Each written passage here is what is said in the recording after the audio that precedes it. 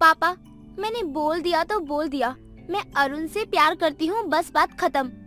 अरे लेकिन मैंने कह दिया ना कि तुम उसके साथ अब और नहीं रह सकती। बस बहुत हुआ, तुम दोनों का घूमना फिरना बंद। पापा, आपको मेरी बात समझ में क्यों नहीं आती है? मैं अरुण से प्यार करती हूँ और शादी भी उसी से करना चाहती हूँ। और पापा, अगर लाइफ मेरी है तो मर्जी भी तो मेरी ही चलेगी ना। खुशी, अगर तुमने मेरी मर्जी से शादी नहीं की तो मेरा मरा हुआ मुंह देखोगी। पापा पापा, आप ऐसा नहीं कर सकते। मैं अरुण के बिना नहीं जी सकती।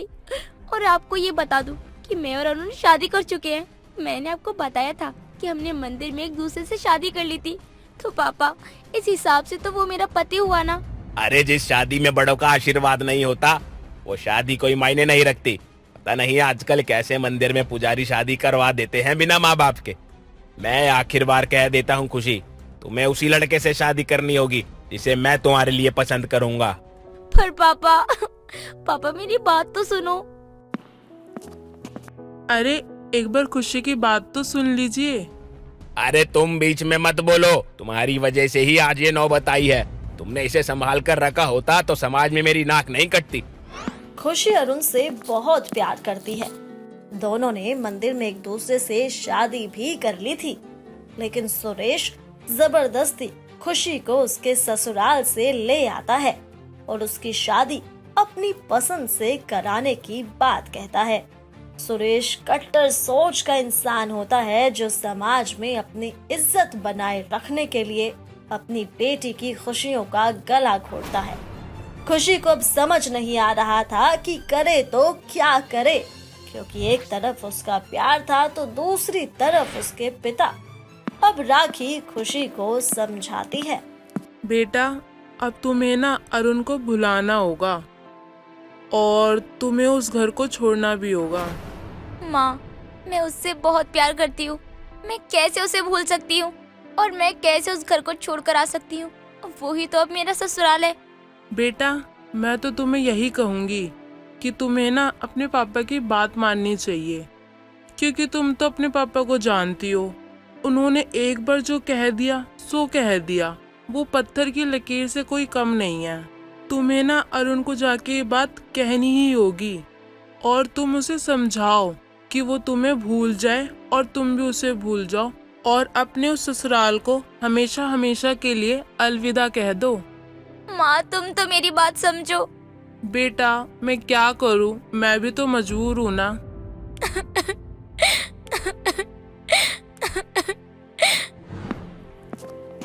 क्या हुआ खुशी, तुम रो क्यों रही हो? क्या कहा तुम्हारे पापा ने? अरुण, पापा नहीं मान रहे। उन्होंने हमारी शादी को स्वीकार नहीं किया। उन्होंने कहा है कि अगर मैंने उनकी पसंद से शादी नहीं की तो वो अपनी जान ले लेंगे। खुशी, मैं तुमसे बहुत प्यार करता हूँ, लेकिन मैं तुम्हें कभी भी दुखी नहीं देखना चाहता। मैं तो कहता हूँ तुम्हारे पापा की बात मान लेनी चाहिए। हमें एक दूसरे को भूल जाना चाहिए, यही सही रहेगा।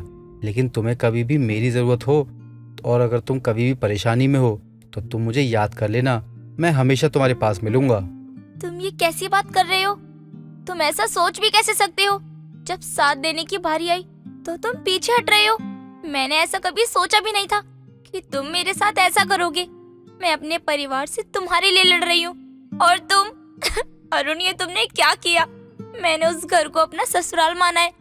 मैं अब तुमसे कभी नहीं मिलूंगी। मैं तुम्हें नहीं बता सकता कि मैं तुम्हें कितना प्यार करता हूँ, लेकिन मेरी मजबूरी है जो मुझे तुमसे दूर रख रही है। पापा जी, आप यहाँ? अरे आपने मुझे बुला लिया होता, आपने क्यों खुद परेशानी उठाई? अरे ओ, मैं तुम्हारा कोई पापा वापा नहीं हूँ। मैं तुमसे यहाँ कोई रिश्ता जोड़ने नहीं आया। इतना बताने आया हूँ, या तो खुशी से दूर हो जाओ, नहीं तो मैं अपनी जान तो लूंगा ही, साथ में खुशी को भी जीने नहीं दूंगा, याद रखना। आप ये कैसी बातें कर रहे हैं? हम दोनों एक दूसरे से शादी कर चुके हैं, हम प्यार करते हैं एक दूसरे से। जब कुछ गलत हो गया ना, ये प्यार का भूत 2 मिनट में उतर जाएगा तुम्हारा। ऐसा मत कहिए आप। अरे तो फिर जैसा कहा है वैसा करो और खुशी को भूल जाओ। वो यहाँ आए तो उसे कुछ भी कहकर अपने से दूर कर देना, इसी में तुम दोनों की भलाई है। बस इसी वजह से मैंने तुम्हें खुद से दूर कर दिया, मुझे माफ कर देना खुशी।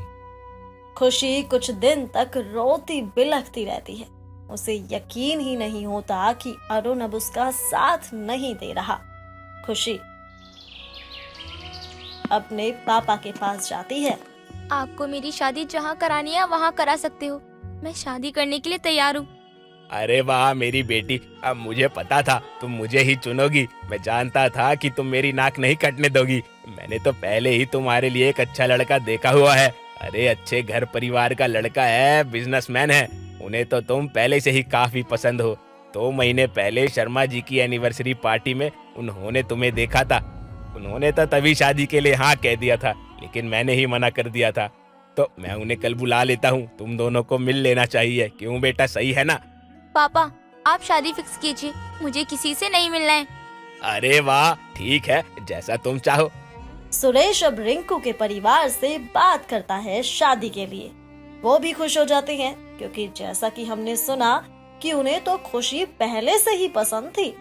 तो अब दोनों के ही परिवार वाले शादी फिक्स कर देते हैं और ठीक 15 दिन में शादी की डेट फिक्स हो जाती है। बेटा थोड़ा तो हंस बोल ले, तेरी शादी हो रही है, तुझे ससुराल में जाना है, थोड़ा तो खुशी दिखा। मुझे मेरी शादी में जितना हंस बोलना था मैंने हंस बोल लिया माँ, और मैंने एक ही परिवार को अपना ससुराल माना है। ऐसे में रिश्तेदार क्या सोचेंगे कि तुम्हारी शादी है और तुम खुश नहीं हो। मुझे किसी रिश्तेदार से कोई मतलब नहीं है। पापा की खुशी के लिए ही शादी कर रही हूँ बस। और अब यहाँ कोई भी चाहे कुछ भी कहे, मेरा पहला ससुराल तो वही है। इन्हीं सब बातों और उलझनों के बीच देखते ही देखते शादी का दिन आ जाता है और खुशी रिंकू की दुल्हन बनकर तैयार हो जाती है। खुशी अब ये सोचकर सब्र करती है कि अब यही उसकी जिंदगी है। उसके प्यार ने तो उसका साथ नहीं दिया, तो अब अपने पापा की खुशी के लिए उससे ये शादी निभानी ही होगी।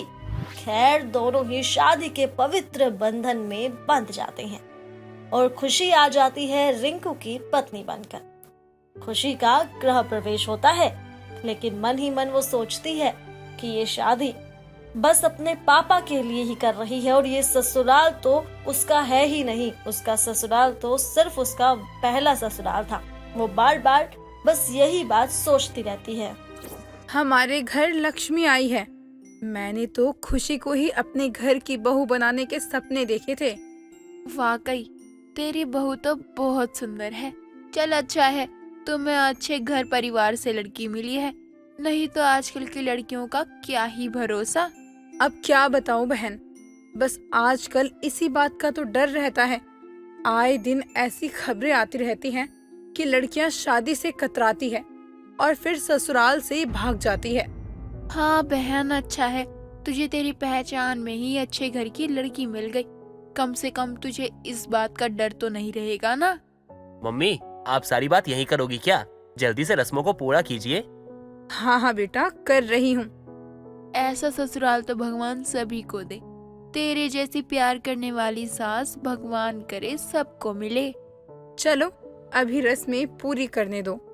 मेरी बहू थक गई होगी, उसे आराम भी तो करना है। हाँ मम्मी, जल्दी कीजिए, खुशी जी को परेशानी हो रही होगी। खुशी की सास बहुत ही प्यार से उसका स्वागत करती है। खुशी का मन परेशान होता है ये देखकर कि ये लोग कितने अच्छे हैं, लेकिन ये कभी भी दिल से इन लोगों को स्वीकार नहीं कर पाएगी।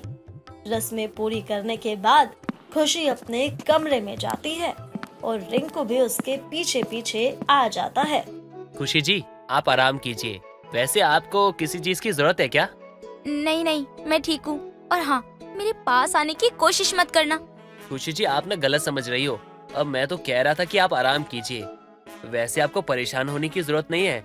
मैं सोफे पर सो जाऊंगा। खुशी अगले दिन उठती है और अपनी पहली रसोई की रस्म के लिए जाती है रसोई में। उसे वैसे तो कुछ बनाना नहीं आता था, लेकिन जैसा भी हलवा उसे बनाना आता था वो बनाकर सभी को खिलाती है। माँ जी, ये मैंने सभी के लिए हलवा बनाया है। आए वाह! खुशी जी, आपके हाथ में जादू है। क्या हलवा बनाया आपने? रिंकू, मुझे लगता है हमारी बहू शेफ है, तभी तो इतना अच्छा हलवा बनाया है इसने। अरे सही कहती हो तुम, आज तक इतना अच्छा हलवा नहीं बना पाई हो तुम भी। और देखो तो खुशी ने कितना अच्छा हलवा सभी को बनाकर खिलाया है। मुझे तो हलवा बनाना आता भी नहीं है, तो ये लोग मेरी इतनी तारीफ क्यों कर रहे हैं? क्या सच में हलवा इतना अच्छा बना है? मुझे भी खाकर देखना चाहिए।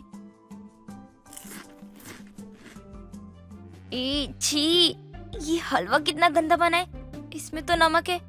रिंकू जी, माँ जी, पापा जी, इसमें तो चीनी की जगह नमक है।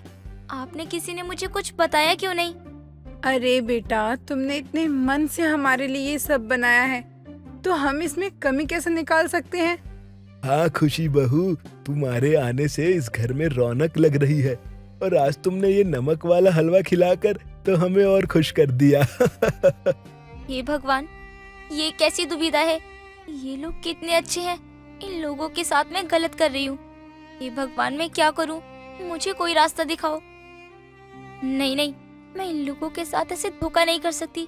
मुझे इन सबको सच बताना ही होगा, और उनके बारे में, अपने उस ससुराल के बारे में जहाँ से मेरे पापा मुझे जबरदस्ती लेकर आए हैं। खुशी जी, क्या बात है?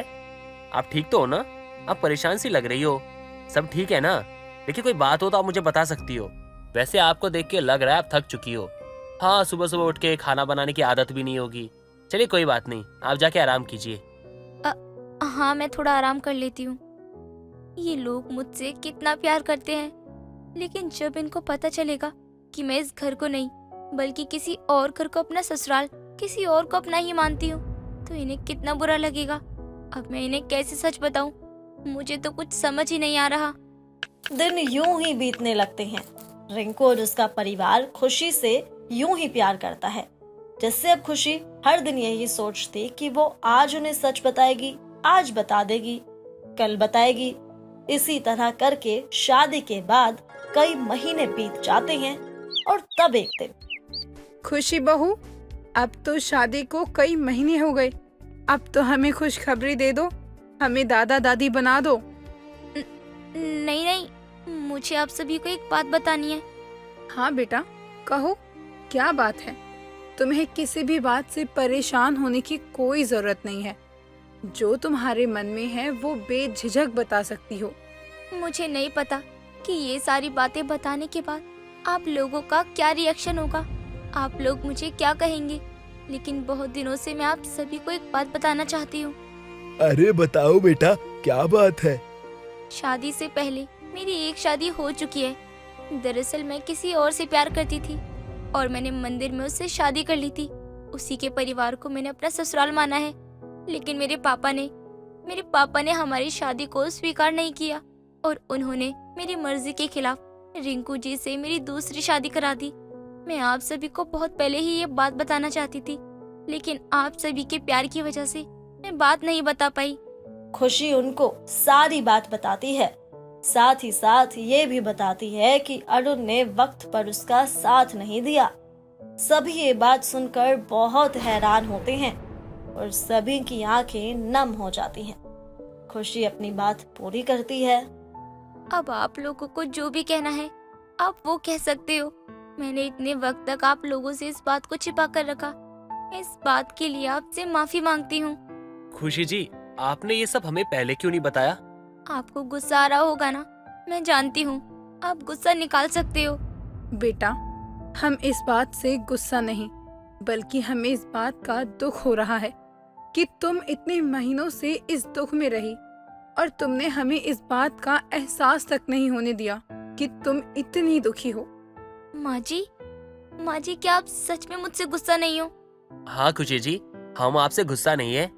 हम आपसे गुस्सा क्यों ही होंगे? इसमें आपकी क्या ही गलती थी। हम तो इस बात से दुखी है कि आपके साथ कितना कुछ हुआ और हमें कुछ खबर भी नहीं थी इस बात की। और हम ये सोच रहे थे कि आप आज नहीं तो कल हम सबको अपना लोगी, लेकिन हम ये नहीं जानते थे कि आपका तो कोई और ही अपना है। आप किसी और से प्यार करती थी, लेकिन मजबूरी ने उससे आपको दूर कर दिया। बेटा, तुम पर क्या बीती इस बात का एहसास तो सिर्फ तुम्हें ही हो सकता है, लेकिन अब हमसे जो होगा हम वो सब करने की जरूर कोशिश करेंगे। खुशी को लगा कि अब ये लोग उसके पापा के साथ मिलकर उसके साथ बुरा बर्ताव करेंगे, क्योंकि ये ऊपरी मन से कह रहे हैं कि उन्हें दुख नहीं है, लेकिन ऐसी बात का दुख भला किसे नहीं होगा। अब खुशी इस बात से परेशान होने लगी। कुछ दिन यूं ही बीत जाते हैं। फिर एक दिन खुशी जी कहाँ हैं आप?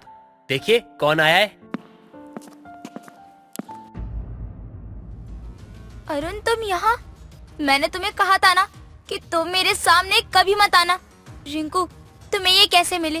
तुम दोनों साथ में कैसे? खुशी जी आप ना मेरी बात सुनिए, मैं आपको बताता हूँ सच क्या है। खुशी जी बात ये ना कि मैं आपको दुखी देख नहीं सकता। आपका जो मुरझाया सा चेहरा है ना, ये मुझसे देखा नहीं जा रहा था।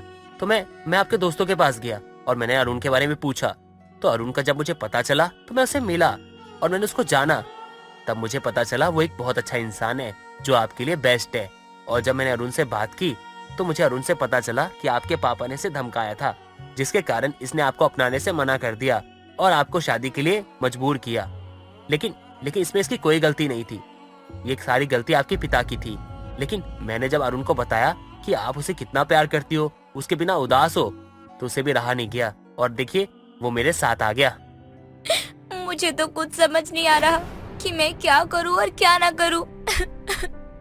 मैं इस बात की खुशी मनाऊं कि मेरा प्यार मेरे पास वापस लौट कर आया है, या इस बात की खुशी मनाऊं कि मुझे दूसरा ससुराल ऐसा मिला है कि जो मेरी खुशी के लिए अपनी खुशियों को दांव पर लगा रहे हैं। एक तरफ मेरे पापा हैं जिन्होंने अपने समाज में अपनी इज्जत बचाने के लिए अपनी बेटी की खुशियों का गला घोट दिया, और एक तरफ मेरे ससुराल वाले हैं जो अपनी बहू की खुशियों के लिए समाज के खिलाफ जाने को भी तैयार हैं। बेटा, तुमने हमें जब सब कुछ बता ही दिया है तो अब क्या फायदा तुम्हारे साथ जबरदस्ती करने का। हम तुम्हें जबरदस्ती इस रिश्ते में नहीं बांधना चाहते। हाँ खुशी जी, आप किसी और से प्यार करती हो तो मैं आपके साथ जबरदस्ती तो रह नहीं सकता, और जबरदस्ती कर क्या ही पालूंगा मैं, जब आपका दिल, आपकी आत्मा किसी और के पास है तो। और इससे अच्छा ये होगा कि आप अरुण के साथ जाए और खुश रहे। और बात रही आपके पापा की, आप उसकी चिंता मत कीजिएगा, उन्हें मैं समझा दूंगा, वो समझ जाएंगे।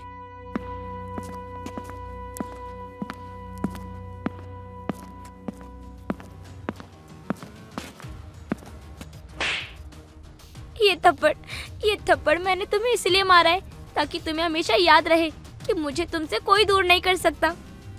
तुम लोगों ने मुझे क्या समझ के रखा है? अरे मैं कोई सामान हूँ क्या जो जब चाहे किसी को भी दे दिया जाए? जब मैं अरुण से प्यार करती थी तो मेरे पापा ने जबरदस्ती कहा कि किसी और से शादी कर ले, और जब मेरी शादी किसी और से हो गई है तो अब मैं वापस अरुण के पास जाऊँ? अरुण, मैं जानती हूँ अरुण कि तुम मुझसे बहुत प्यार करते हो, और मैं भी करती थी, पर अब तुमसे नहीं करती हूँ।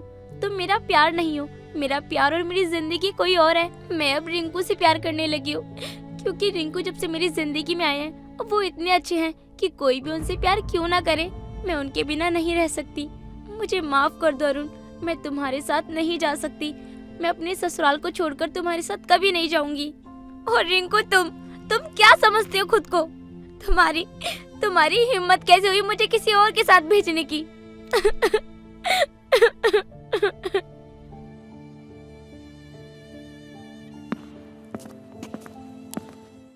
दोस्तों, अगर आपको ये कहानी पसंद आई तो इसे लाइक करें, शेयर करें और कमेंट करके बताएं कि कहानी में आपको सबसे अच्छा क्या लगा।